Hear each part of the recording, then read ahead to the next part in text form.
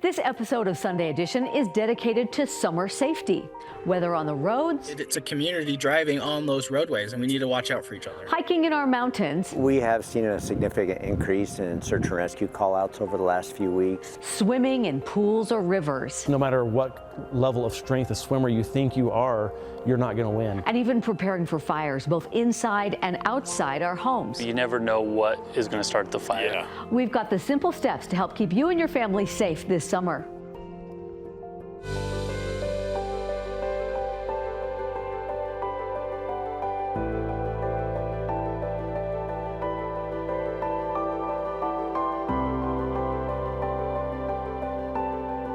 This is KSL Sunday Edition with Deanie Wimmer.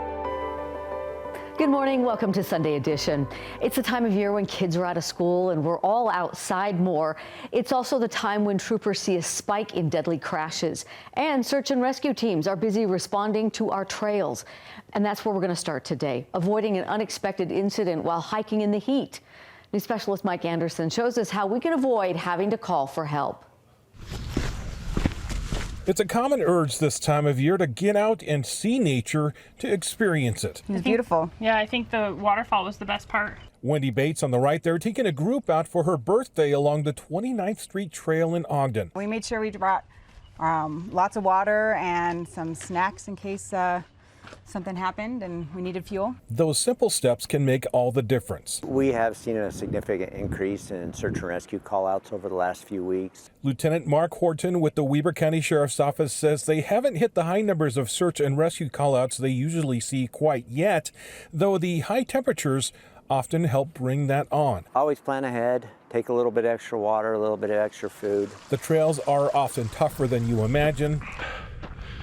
Like for me today, I'm a bit out of shape. A map or GPS can be crucial too. We like to use all trails. Still, sometimes even the most prepared adventurers have accidents, like this mountain biker needing a rescue up North Fork Canyon earlier this month after a fall. If you call 911, we can get really good GPS coordinates on your exact location. If you call a friend or family member and they call us, that's not an option. Search and rescue may be able to see your live location, helping guide you back. If you go prepared, it can be worth it. It can be exhilarating, and it may be the start of something new. Are you guys avid hikers at all? Or? I want to be. No. But no. No, that was kind of the purpose of today.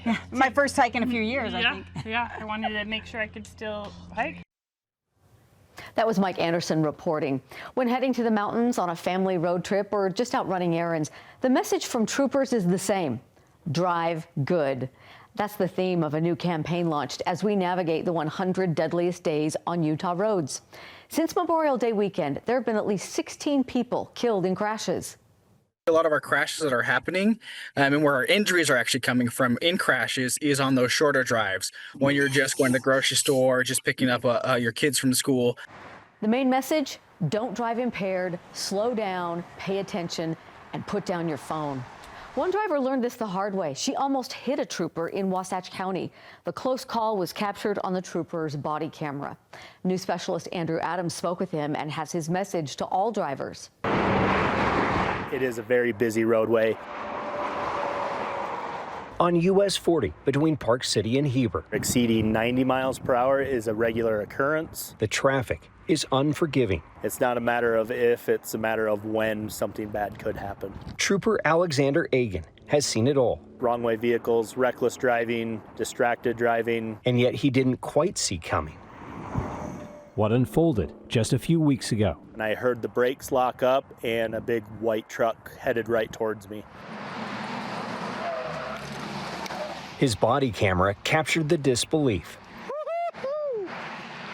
Holy moly! As that truck barely missed him. I would say it was less than a foot at highway speeds, 50 to 60 miles per hour. If I would have gone left or right, it could have been a different incident, but I jumped straight back. The driver was also relieved. You okay? So glad you're okay.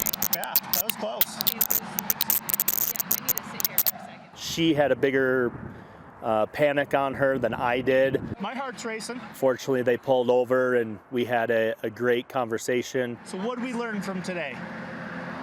Well, I guess not to follow so closely. Troopers say they see mishaps like these all too often. This is only 3 very close calls that I've had. And they're once again urging drivers on all roads to do their part. To slow down and move over. Ensuring the next one doesn't end badly. You get home safely. In correlation, that gets me and my partners home safely. That was Andrew Adams reporting.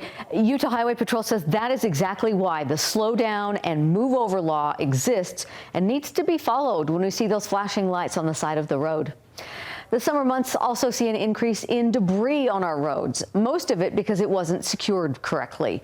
News specialist Debbie Worthen shows us how the unexpected hazards are dangerous for both drivers and troopers. All right, so yeah, in this moment we are doing a slow down. A UHP trooper performing a maneuver. There is a piece of metal in the middle of the freeway. To give another trooper a safe space to remove a piece of debris from the roadway. A dangerous situation for both troopers and drivers. Of course, we want to make sure that he doesn't get hit. Think of a motorcyclist. Think of a small vehicle that has to impact that big box or the refrigerator or whatever falls off of your truck. They don't have a lot of reaction time if you're going 70 miles an hour. Just last year, 3 people died on our roads because of this debris. Every day we see things that are unsecured, that are undersecured, and it's just a big issue that can cause devastating results. The Utah Highway Patrol says it gets 70 calls a day reporting road debris. That adds up to more than 25,000 calls a year. This week, every day that I've worked, I've stopped a commercial vehicle with insufficient load securement. Every single day.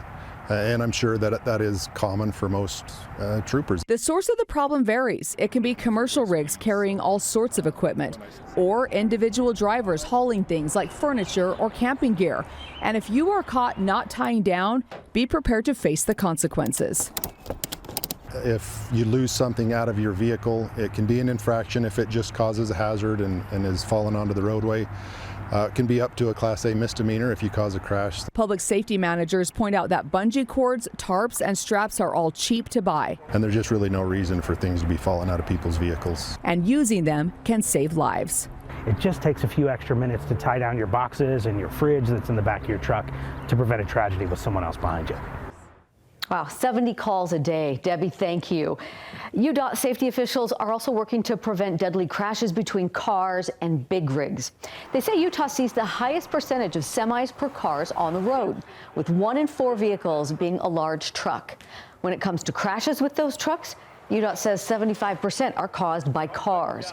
Utah had 45 deadly crashes with commercial vehicles last year and 6 so far in 2025.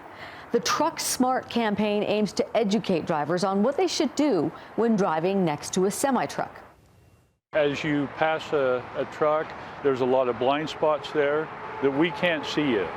Even though we have great mirrors and a lot of tools, there's places that's around us that we can't see. Yeah, they say it's important to give these trucks space. So if you are merging in front of one, here's a good thing to do. Make sure you see both headlights before you go ahead and move over. Up next, intense video shows a South Jordan family rushing to get out of their home after a fire sparks and quickly spreads inside. Rarely is it time to stay and fight. We recommend get out of the structure, call 911, and get us coming. Matt Gephardt goes along with a firefighter to show us what most homeowners are doing wrong and some steps to survive if flames start to take over your home.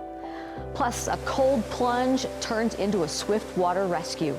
The words of warning from the crew called to save a man in Big Cottonwood Canyon.